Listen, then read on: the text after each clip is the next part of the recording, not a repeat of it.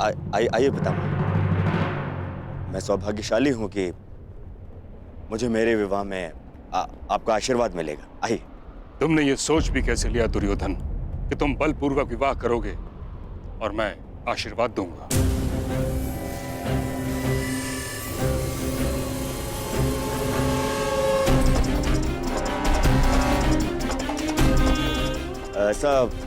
ऐसा नहीं है पितामह। ये विवाह भानुमति की सहमति से ही हो रहा है।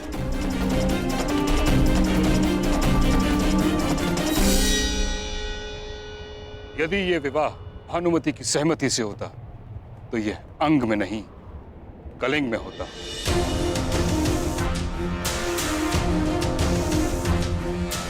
तुम्हें हरण करने की आवश्यकता नहीं होती दुर्योधन।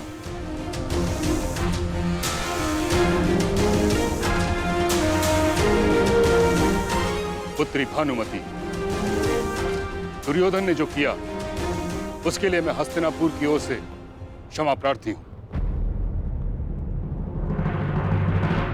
सच सच बताना पुत्री, क्या तुम ये विवाह किसी विवशता के कारण कर रही हो?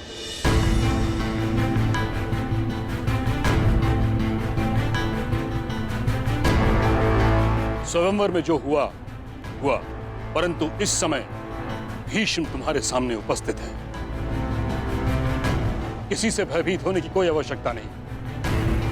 यदि यह विवाह तुम्हारी सहमति से नहीं हो रहा तो मैं वचन देता हूं कि तुम्हें सम्मानपूर्वक कलिंग वापस भेज दिया जाए।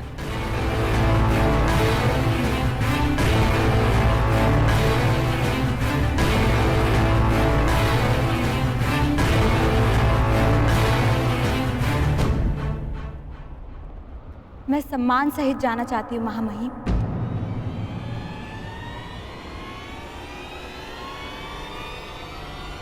परंतु कलिंग नहीं, हस्तिनापुर।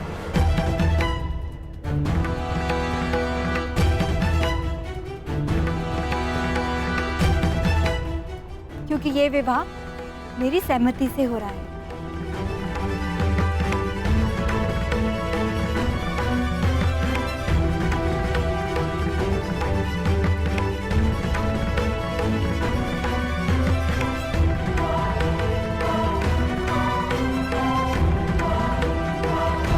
तो आप मुझे आशीर्वाद देंगे ना पितामह, और मित्रकर्ण को भी। मेरे साथ साथ आज वो भी दंपत्ति जीवन में प्रवेश कर रहा है।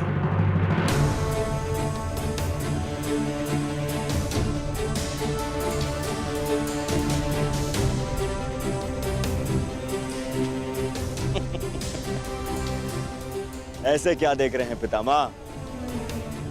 कर्ण कुछ ऐसा तो नहीं कर रहा है जो आज से पूर्व ना हुआ।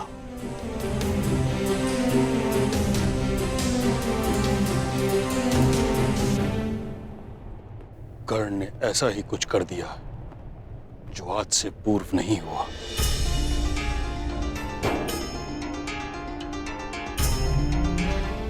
ये तुमने क्या किया कर्ण? धर्मं च लोभं च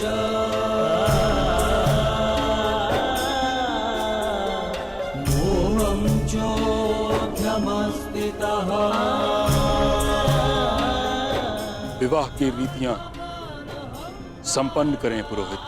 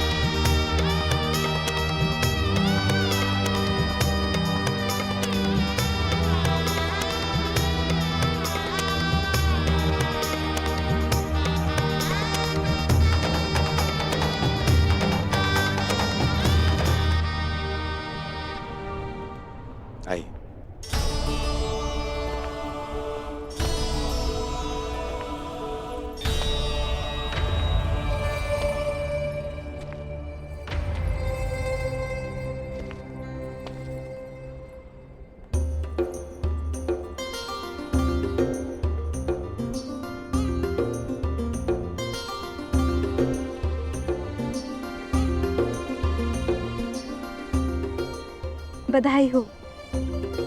जिसके पद स्पर्श से तुम्हारा पुष्प खिला, उसके साथ जीवन भी सुगंधित बीतेगा।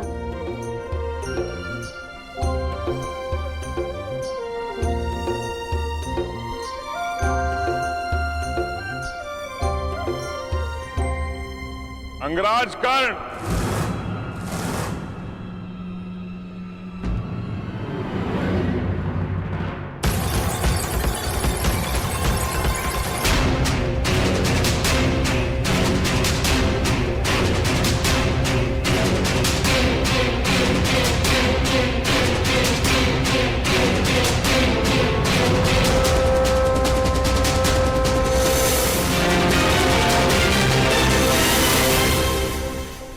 अंगराज कर्ण को विवाह की बधाई। जरासंध की शुभकामनाएं स्वीकार करो मित्र।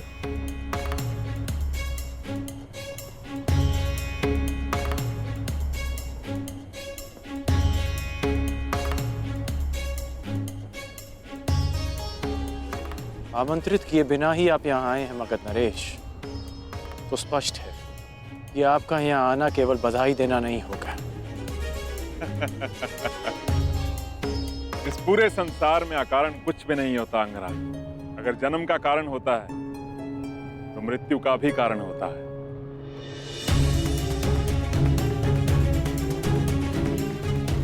वर्षा आने का कारण धरा की प्यास को बुझाना होता है और अग्नि जलने का कारण घर्षण होता है।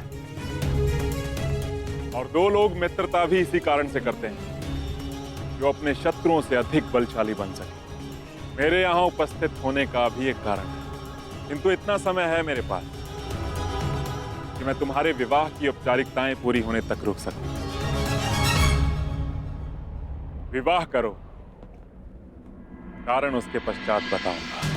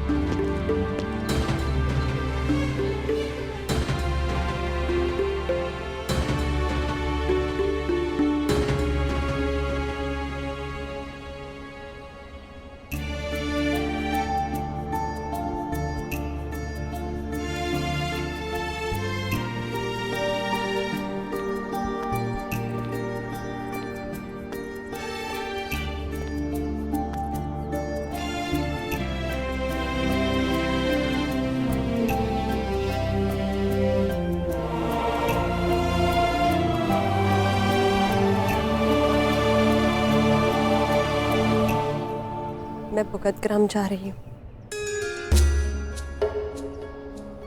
मेरी चिंता मत करना, पिताश्री है मेरे साथ।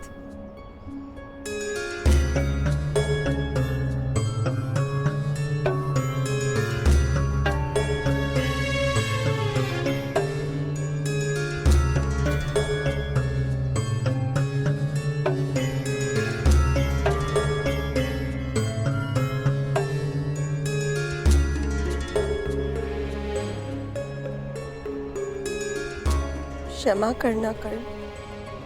सुप्रिया को माला देने से पूर्व मैंने उसमें से ये पुष्प निकाल लिया।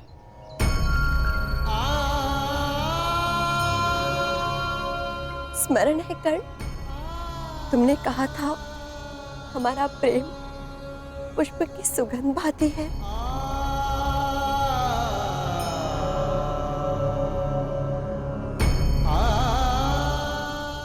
सुगंध जिसे केवल अनुभव किया जा सकता है,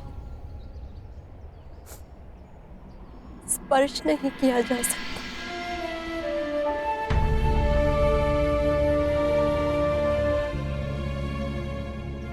जाओ कर्ण, अपने प्रसन्न गृहस्थ जीवन का प्रारंभ करो।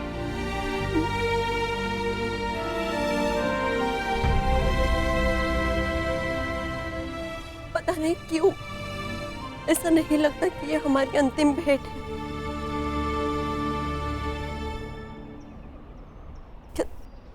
क्या तुम्हें नहीं लगता?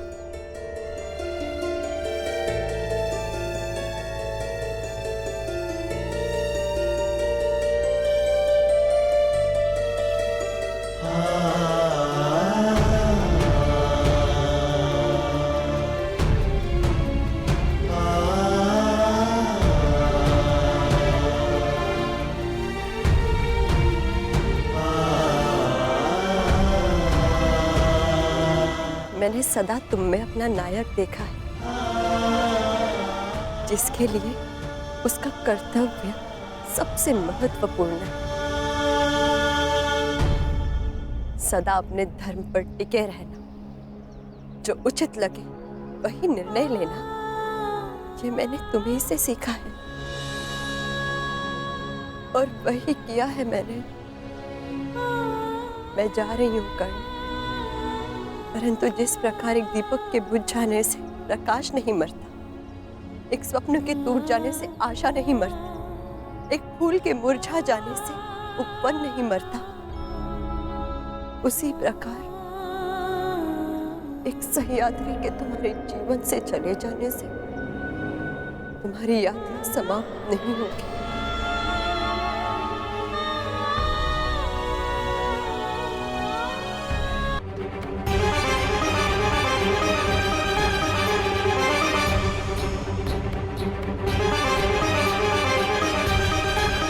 मुरझाए पुष्प की सुगंध पुष्प को खो देने का स्मरण कराती है। हमारा प्रेम सुगंध बनकर नहीं, एक पीड़ा, एक वेदना बनकर हमारे हृदय में हमेशा रहेगा।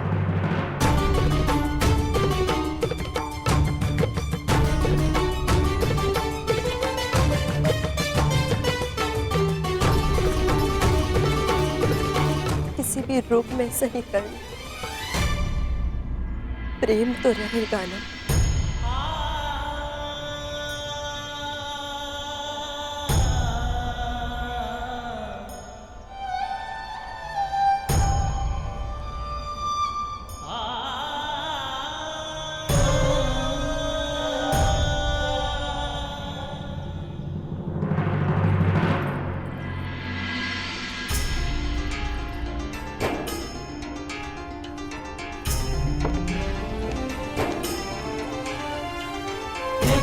धर्मं च लोभं च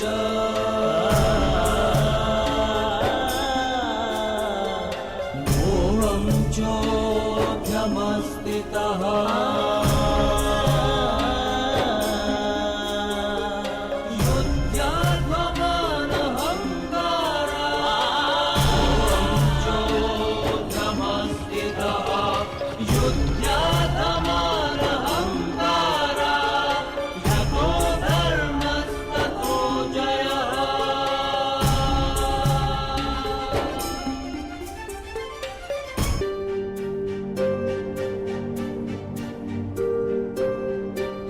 अब अपने आने का कारण बताइए मगध नरेश। मैं आया क्योंकि समय भी आ गया है मित्र। मुझे दिया हुआ वचन पूरा करने का समय आ गया। स्मरण है ना वो वचन कि तुम एक बार मेरी सहायता के लिए अवश्य आओगे। कल प्रातः मैं अंग और मगध की सीमा पर तुम्हारी प्रतीक्षा करूंगा।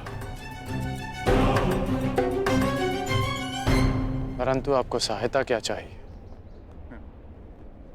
एक योद्धा की आवश्यकता युद्ध में ही पड़ती है मित्र। और ये युद्ध किससे करना है? मेरे सबसे बड़े शत्रु से।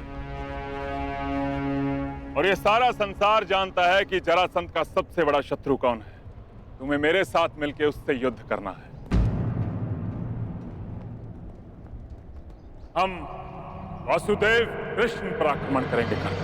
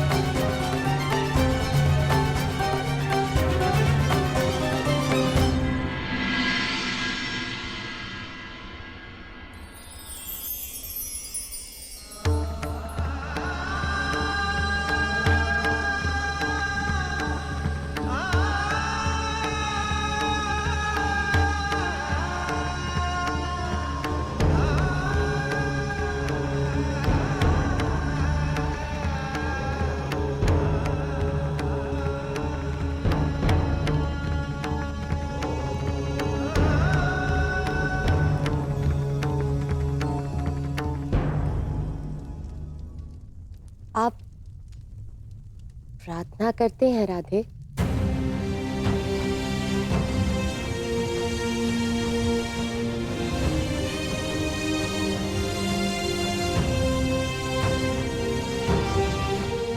मैं करती हूँ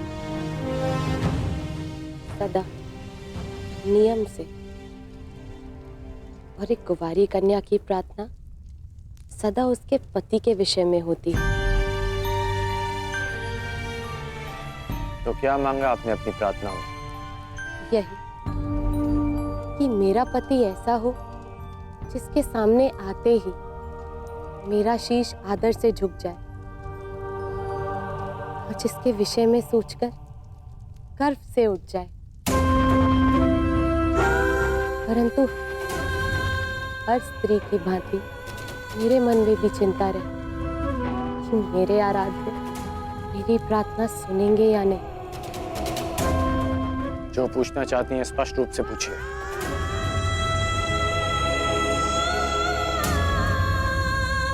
विशाली कौन है अंगराज?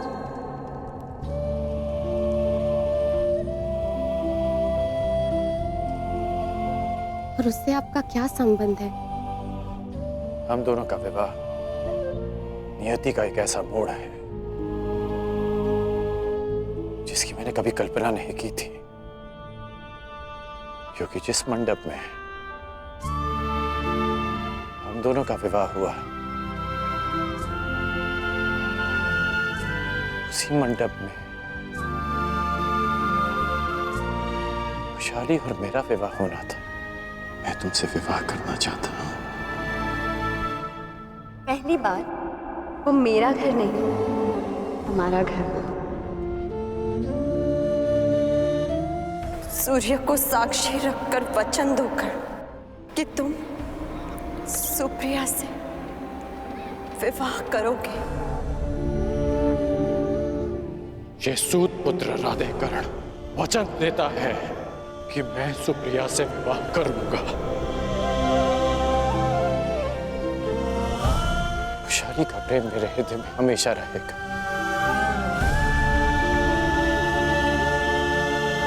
परंतु एक पति का कर्तव्य, एक पति का धर्म निभाने में कर्ण कभी कोई त्रुटि नहीं करेगा।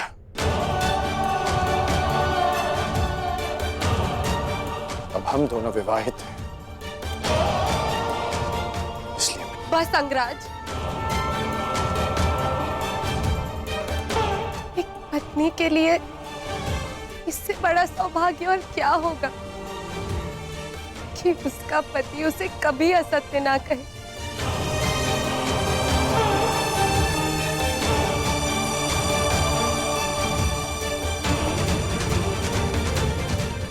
मेरे आराध्य ने मुझे मेरी पूजा का फल दे दिया। अंगराज, आपको भी उसी आराध्य की पूजा करनी चाहिए। प्रतीत होता है कि आपके आराध्य बड़े शक्तिशाली हैं। कौन है वो? कुछ कहते हैं कि वो देवों के देव हैं, और कुछ उन्हें हमारी ही भांति मात्र एक मनुष्य मानते हैं, जो अजर नहीं, अमर नहीं, परंतु मेरे जैसे भक्तों के लिए वो मृत्यु, जीवन और जड़ से कहीं आगे है। आपने भी उनका नाम सुना होगा। वो है वासुदेव कृष्ण। कृष्ण, मुझे दिया हुआ वचन पूरा करने का समय आ गया। स्मरण है ना वो वचन कि तुम एक बार मेरी सहायता के लिए अवश्य आओगे। हम वासुदेव कृष्ण पर आक्रमण करेंगे कल।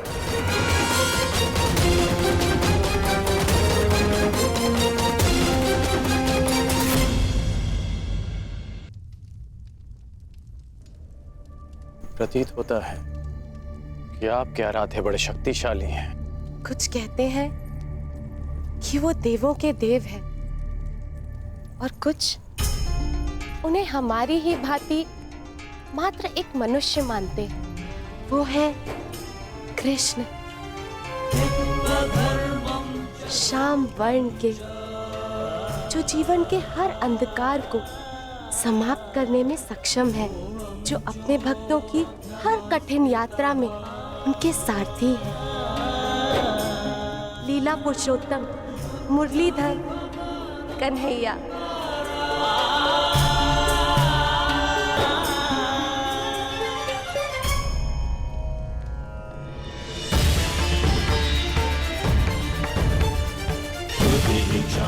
स्मरण है ना वो वचन कि तुम एक बार मेरी सहायता के लिए अवश्य आओ। हम वासुदेव कृष्ण पर आक्रमण करेंगे कर।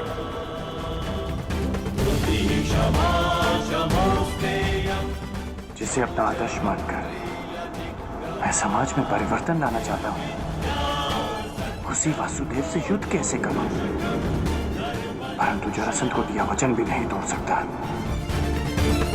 मुझे वचन दो मित्र, तुम उस मायावी का मान मर्दन करोगे।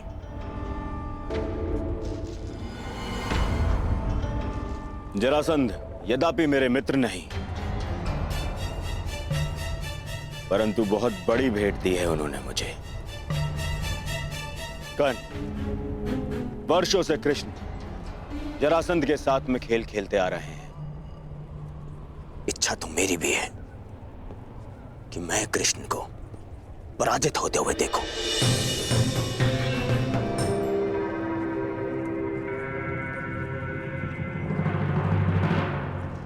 जिसे तुमने आज तक देखा नहीं, उनसे इतनी शत्रुता क्यों मित्र? कई लोग उन्हें ईश्वर मानते हैं, अवतार मानते हैं। यही तो विडंबना है मित्र। मिथ्या बातों को लोग सत्य मान लेते हैं और एक मायावी को ईश्वर। मिथ्या? कृष्ण चरित्र में मिथ्या क्या है मित्र? मिथ्या नहीं है तो और क्या है मित्र? ब्रज से प्रारंभ होकर पूरे भारतवर्ष में यह बात फैली हुई है कि कृष्ण ने राक्षसी पूतना के प्राण पी लिए, उसका वध कर दिया। ये कथा तो माता ने मुझे भी सुनाई थी कि उन्होंने पूतना का वध कर दिया।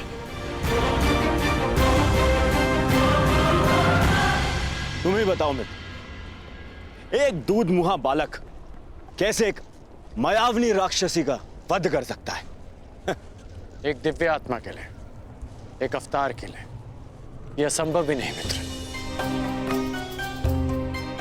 अच्छा, फिर तो तुम्हें उस कथा में भी विश्वास होगा कि घुटने पे चलते हुए कृष्ण ने अपने मुख में अपनी माता यशोदा को पूरे ब्रह्मांड के दर्शन करवा दिए।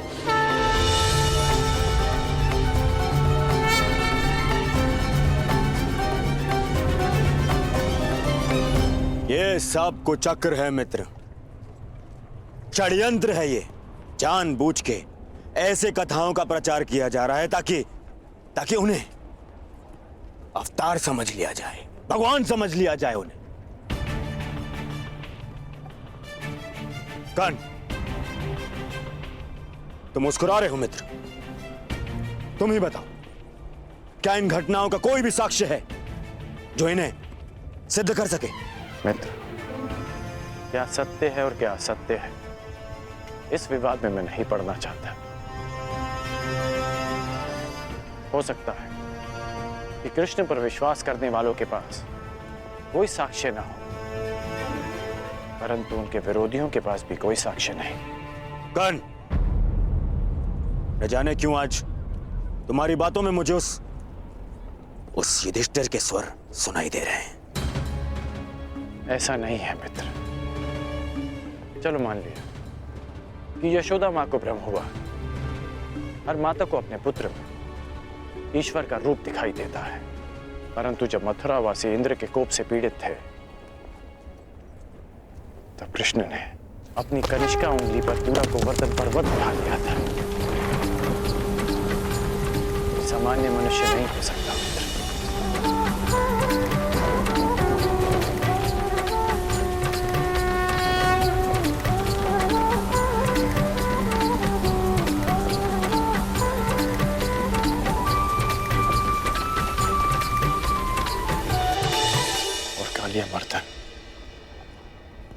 क्या ये भी भ्रामक प्रचार लग रहा है?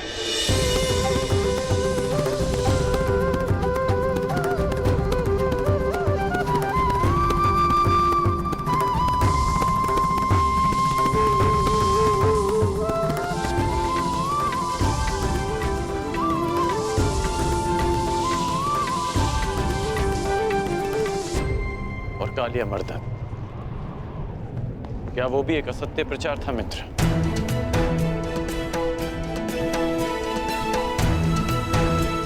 उस महाविषधारी महाशक्तिशाली सर्प का अंत करने वाला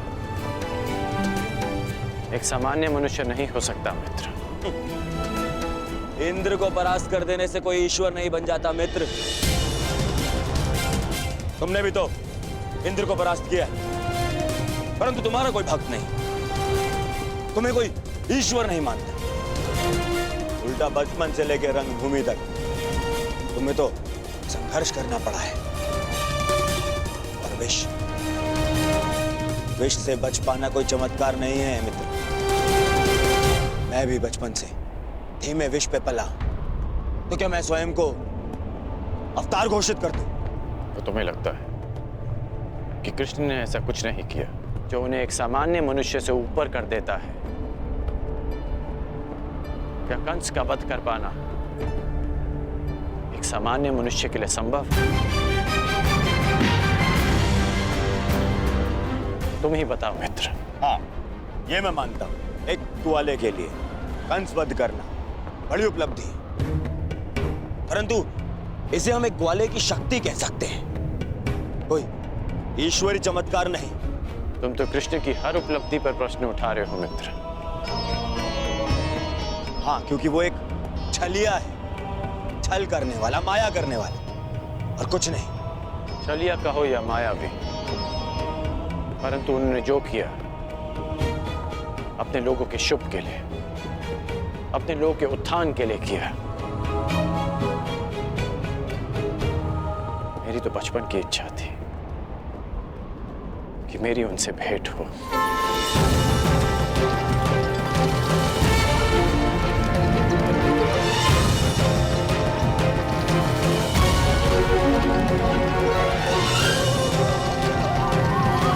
जरासंध के कारण ये भेंट तो होगी,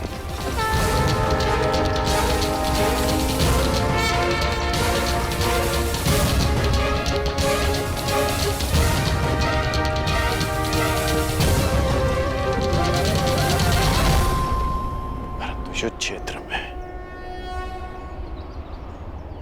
इसकी मैंने कभी कल्पना नहीं की थी। मित्र, मत भूलो कि तुम्हें अपने वचन के लिए उस कृष्ण से युद्ध करना है, और अपने शत्रु से इतना प्रभावित होना विजय का लक्षण नहीं है। वो मायावी है, तुम्हारे भ्रम को तुम्हारे विरुद्ध अस्त्र बनाकर तुम्हें पराजित कर सकता है।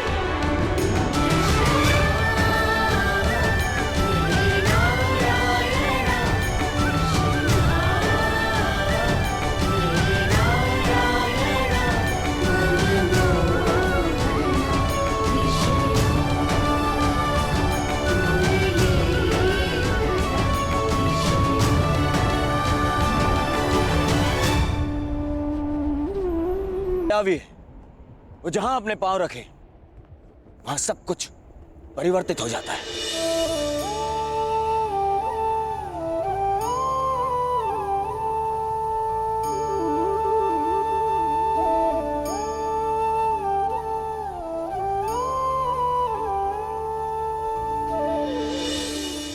वो कब, कहां, किसके पास, किस रूप में पहुंच जाए, यह अनुमान लगाना कठिन है मित्र। तुम्हें उसकी माया से सावधान रहना होगा।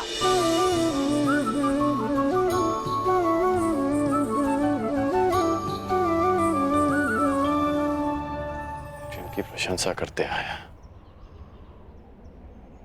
कल उन्हीं से युद्ध करना होगा।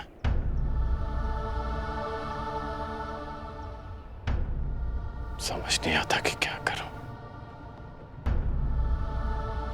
कर्म मनुष्य के मार्ग चुनने से निश्चित होता है अंगराज।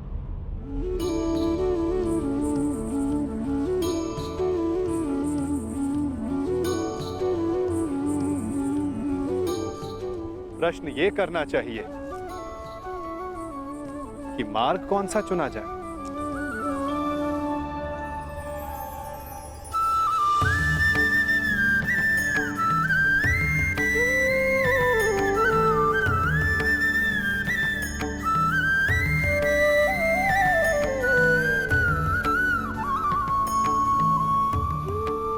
क्योंकि लक्ष्य उत्तम होने पर भी यदि मार्ग अनुचित हो तो लक्ष्य प्राप्ति असंभव है।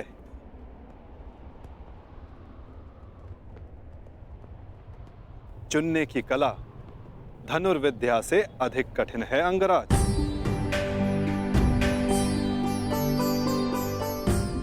जैसे एक महान योद्धा उचित मार्ग नहीं चुनता तो अनुचित मार्ग उसे चुन लेता है और महान से सामान्य बना देता है।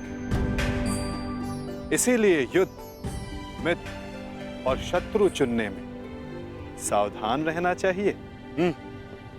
दो मित्रों के वार्तालाप में विघ्न डालने वाले तुम हो कौन? मैं कौन हूं वो महत्वपूर्ण नहीं, मैं क्या करने आया हूं वो महत्वपूर्ण है।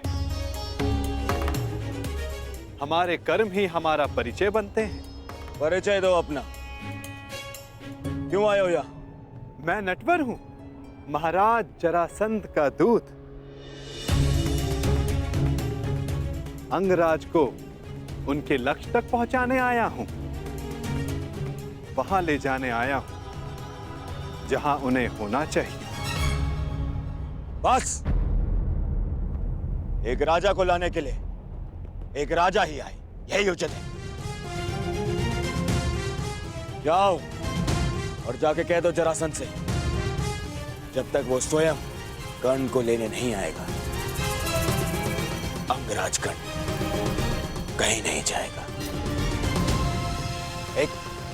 एक राजा को लाने के लिए जरासंध ने दूत भेजा।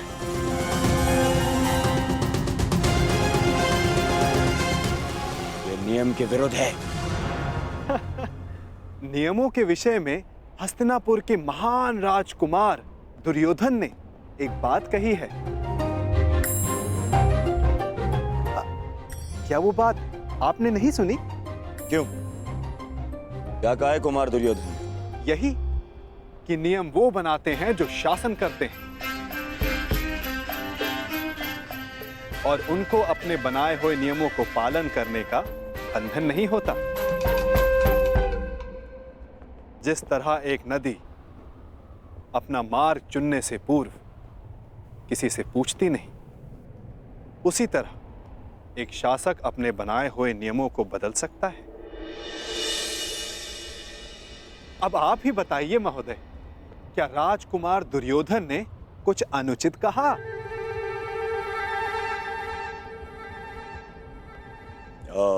नहीं नहीं, कदापि नहीं।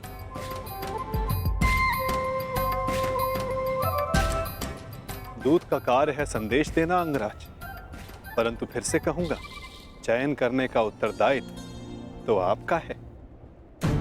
आप मेरे साथ आना चुनते हैं या नहीं, ये तो आप पर निर्भर करता है।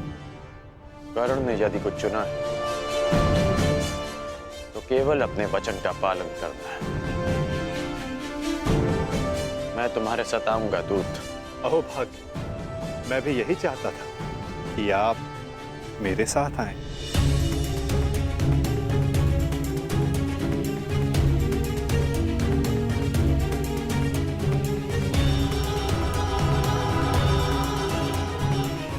जाओ मित्र, मुझे भी हस्तिनापुर जाना है एक आवश्यक कार्य के लिए। एक उक्ति आपके लिए भी है राजकुमार। ईर्ष्या की अग्नि सबसे पहले ईर्ष्यालु को जलाती है।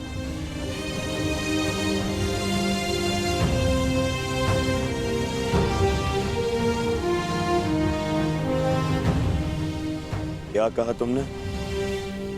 बस एक महान पुरुष की उक्ति स्मरण हो आई, सो कह दी। वैसे ये उक्ति राजकुमार दुर्योधन की नहीं है, पर हां, है उन्हीं के लिए।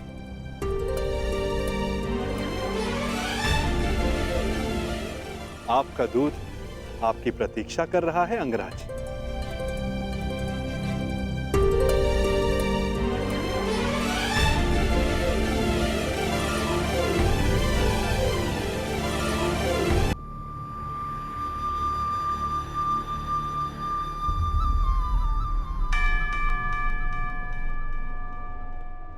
आपको लक्ष्य तक ले जाने का कर्तव्य मेरा है अंगराज। इसलिए रथ के अश्वों को किस दिशा में लेकर जाना है वो मेरे हाथों में। मैं अपना रथ स्वयं चलाना जानता हूं। जानता हूं, परंतु आज आपका सारथी बनने का अधिकार मेरा है। हां, अगली बार मैं ऐसा कर पाऊंगा या नहीं, ये निर्णय तो आपका कर्म और आपका चुनाव करेगा अंगराज।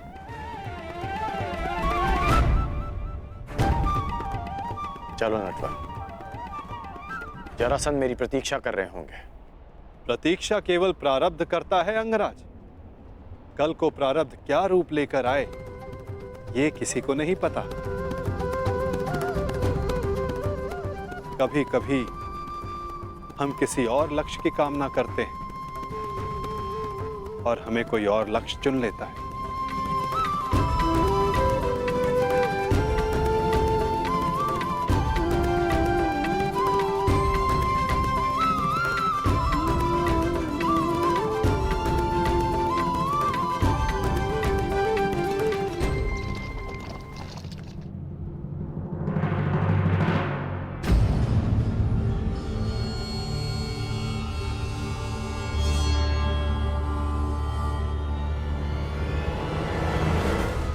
मुझे देख के यूं आश्चर्यचकित ना हो कुमार दुर्योधन। मैं यहां अंगराज को लेने आया।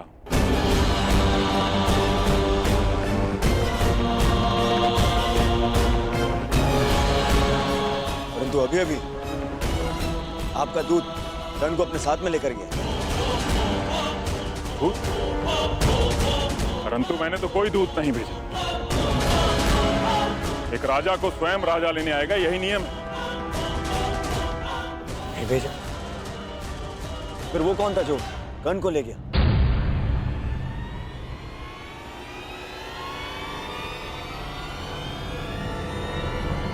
समझ गया, वही छलिया, वही मायावी जो हर बार जरासंध की छाती पर एक और पराजय का घाव कर जाता है। कृष्ण, वासुदेव कृष्ण।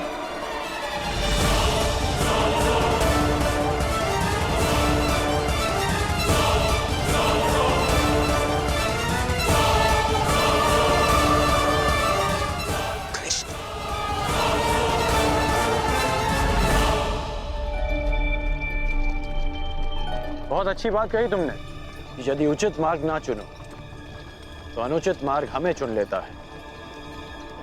किसने कही हैं ये पंक्तियां? अंगराज प्यासा नदी का मीठा पानी पीता है, उसके उद्गम की खोज नहीं करता। भूखा मीठा फल खाता है, वो फल किस पेड़ पर था उस पर शोध नहीं करता। ठीक उसी प्रकार किसने क्या कहा है वो महत्वपूर्ण नहीं।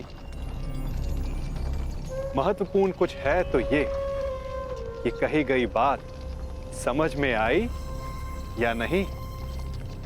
किसने कहा है उसे ढूंढने निकलोगे तो समझ नहीं आएगा कि क्या करना है। समझ गए ना?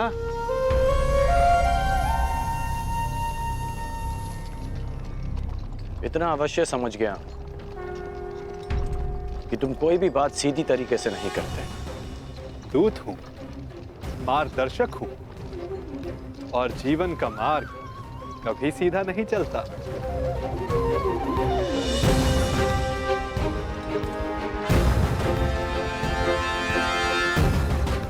पहले भी मैं मगध सीमा आ चुका हूं,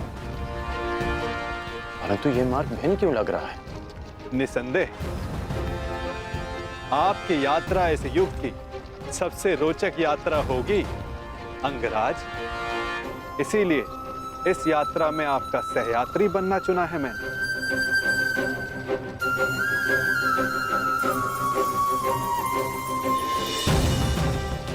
परंतु ये यात्रा अंत नहीं। इस यात्रा के पश्चात जीवन का नया मार्ग मिलेगा। अब देखना यह है अंगराज कि आप कौन सा मार्ग चुनते हो।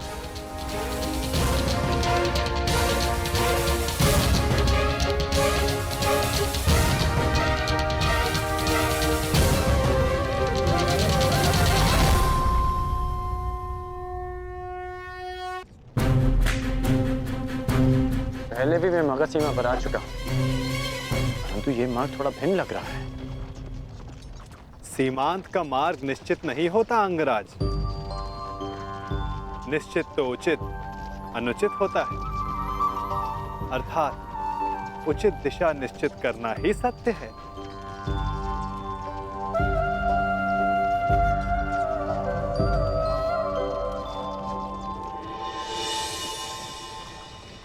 मन की शुद्धि के लिए आवश्यक है कि उत्सुकता के वेग को रोका ना जाए। प्रश्न नहीं करोगे तो उत्तर कैसे पाओगे? तुम्हें कैसे पता कि मैं कुछ पूछना चाहता हूं? एक माता को कैसे पता होता है कि आज उसके बालक को क्या खाना है? एक ढाल को कैसे पता होता है कि तलवार किस ओर से आनी है? ये मन की भाषा है अंगराज। अपना मन सचेत हो तो दूसरे का मन पढ़ना कठिन नहीं। तो तुम मन की बातें भी पढ़ लेते हो? अवश्य, सारथी जो हूं, रथी का मार्ग प्रदर्शन करने के लिए उसका मन पढ़ने की कला एक सारथी को अवश्य आनी चाहिए।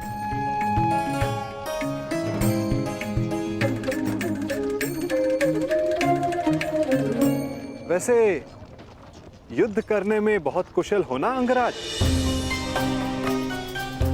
ये क्यों पूछा तुमने?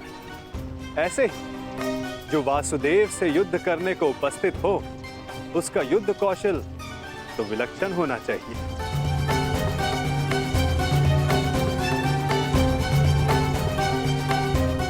तुम्हें कैसे पता कि मैं वासुदेव से युद्ध करने जा रहा हूं? जरासंध ने बताया? नहीं। तो फिर किसने? आपको स्मरण नहीं अंगराज? मैंने अभी कहा था, अगर सारथी का मन सचेत हो तो योद्धा का मन पढ़ना कठिन नहीं।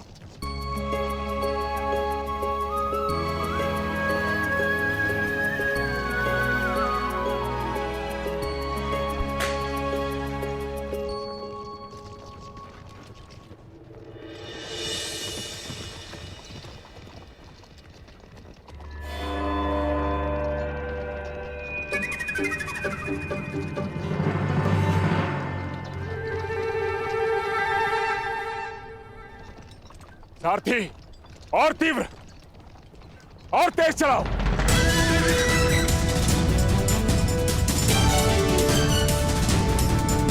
हो रहा, और तीव्र।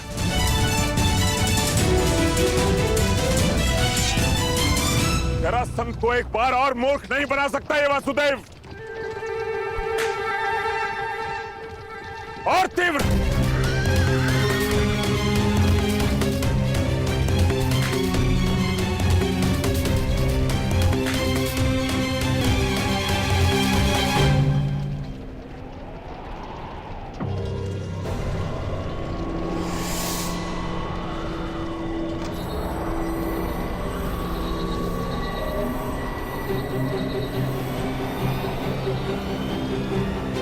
कहां गया ये छलिया?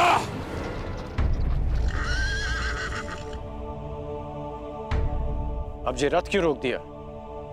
मेरा मन पढ़ने के लिए? मन पढ़ने के लिए नहीं, मार्ग पढ़ने के लिए। यदि लक्ष्य तक की यात्रा लंबी हो तो बीच बीच में रुककर मार्ग जांच लेना चाहिए। भाप लेना चाहिए कि कहां के लिए निकले थे, कहां तक पहुंचे हैं और कहां जा रहे हैं, और ये यात्रा आवश्यक है या नहीं।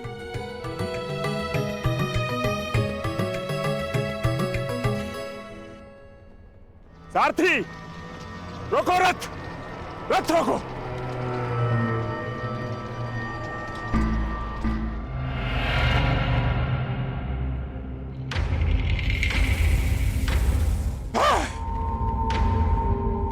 फिर से जरासंध की आंखों में धूल झोंक है ये कृष्ण,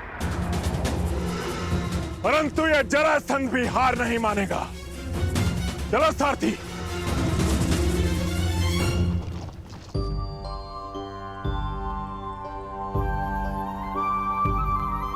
यदि मार्ग की जांच कर ली हो तो प्रस्थान करें। रथी को समय पर लक्ष्य तक पहुंचाना भी सारथी का ही कर्तव्य है। सत्य कहा आपने, परंतु एक बार पुनः विचार कर लीजिए अंगराज। अर्थात मैं इंद्र का सारथी नहीं कि मैं जल और वायु पर भी रथ चला सकूं। सामने देखिए अंगराज।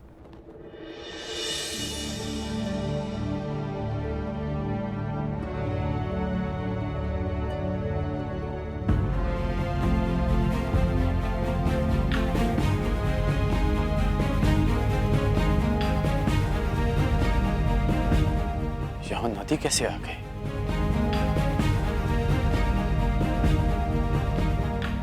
और मैंने इसे पहले क्यों नहीं देखा?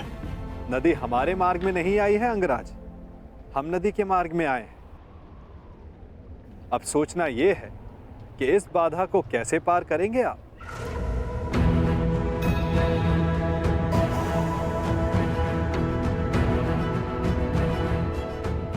इस प्रश्न का मेरे पास क्या उत्तर हो सकता है? क्योंकि महारथी आप हैं, महान धनुधर हैं, दिव्य अस्त्रधारी हैं। सुना है आपके पास अग्निबाण भी है। क्यों ना एक अग्निबाण का संधान कर इस नदी को सुखा दें, ताकि हमें आगे बढ़ने का मार्ग मिल सके।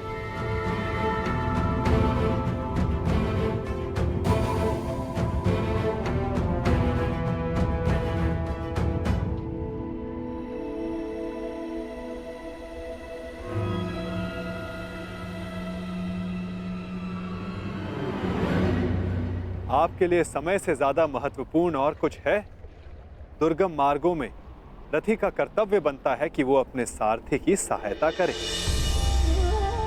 यदि रथी सहायता नहीं करेगा तो सारथी लक्ष्य तक उसे कैसे पहुंचाएगा समय पर?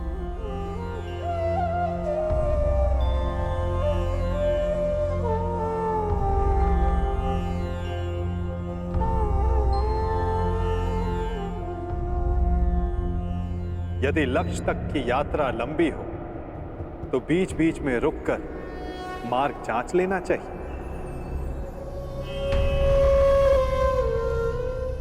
भाप लेना चाहिए कि कहां के लिए निकले थे, कहां तक पहुंचे हैं और कहां जा रहे हैं, और ये यात्रा आवश्यक है या नहीं। नहीं, कोई विवाह उत्सव नहीं मनाया जाएगा दुशासन।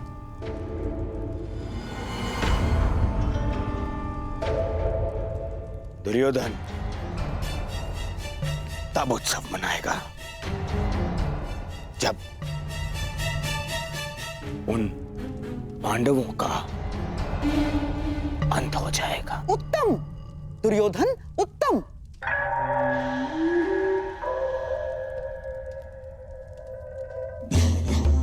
जो अपने लक्ष्य तक पहुंचने से पहले उत्सव नहीं मनाते, वो शीघ्र ही लक्ष्य साधते हैं।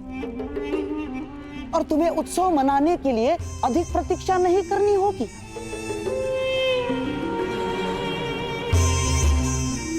पुरोचन अधिकतम अगली पूर्णिमा तक लाक्षागृह का निर्माण कर ही देगा। तो बस तुम्हारे लक्ष्य प्राप्ति के लिए केवल 15 दिन शेष हैं। नहीं मामाश्री, नहीं। केवल लक्ष्य गृह के निर्माण हो जाने से कुछ नहीं होता। प्रश्न तो ये है कि क्या हमारे कहने पर ही वो पांडव वहां जाने के लिए प्रस्तुत होंगे? अवश्य होगा मेरे होने वाले सम्राट, अवश्य होगा। विशेषकर तब जब वर्णावत में हस्तिनापुर के युवराज का सम्मान और सत्कार करने के लिए वहां उन्हें बुलाया जाएगा। ये केवल संभावना है मामाश्री, संभावना। यदि उन्होंने वहां जाने से मना कर दिया तो गाय को अपने वश में कर लो तो बछड़े अपने आप विवश हो जाते हैं। ठीक उसी प्रकार पांडवों की माता श्री कुंती का सत्कार किया जाए तो उसके 5 पुत्रों को आना ही होगा।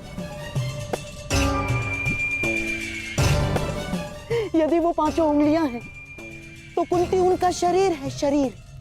वो जहां जाएगी ये 5 उसके साथ जाएंगे ही।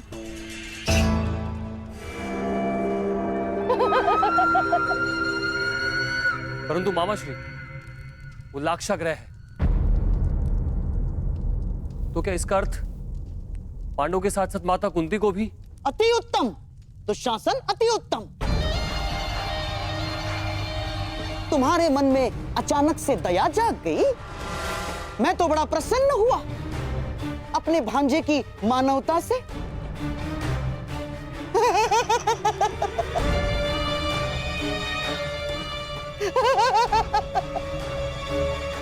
राजनीति में चने के साथ साथ घुन को भी पिसना होता है दुशासन।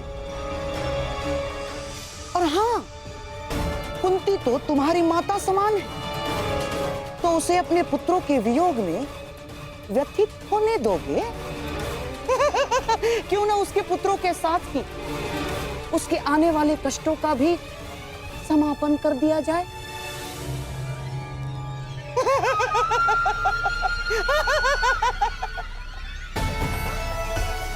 तुम्हारे भ्राता को सिंहासन तक पहुंचने के लिए कई शवों पर पांव रखने होंगे दुशासन, रखने ही होंगे।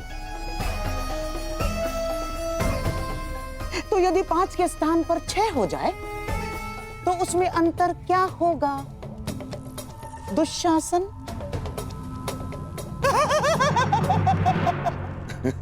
उचित उचित उचित कहा मामाश्री आपने।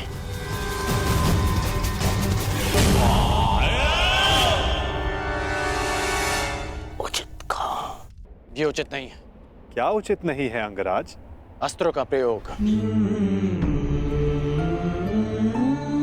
मैं योद्धा हूं, हत्यारा नहीं। यदि इस धारा को सुखा डाला तो इस जल के जीव जंतु मारे जाएंगे और निर्दोषों का वध मुझे स्वीकार नहीं। और अभी तुमने कहा कि ये नदी हमारे मार्ग में नहीं, हम नदी के मार्ग में आए हैं, तो नदी को सुखा देना उचित नहीं होगा। अति उत्तम। आशा है भविष्य में भी आपको ये बात स्मरण रहेगी अंगराज। मेरा तात्पर्य ये है कि अब हम रास्ता बनाएंगे कैसे। इस नदी को पार करना ही पड़ेगा अगर हमें समय पर पहुंचना है। आगे चलकर देखते हैं, कहीं तो जल स्तर कम होगा जहां से हमारे अश्व और रथ निकल सके। प्रस्थान करो। ठीक है, चलते हैं।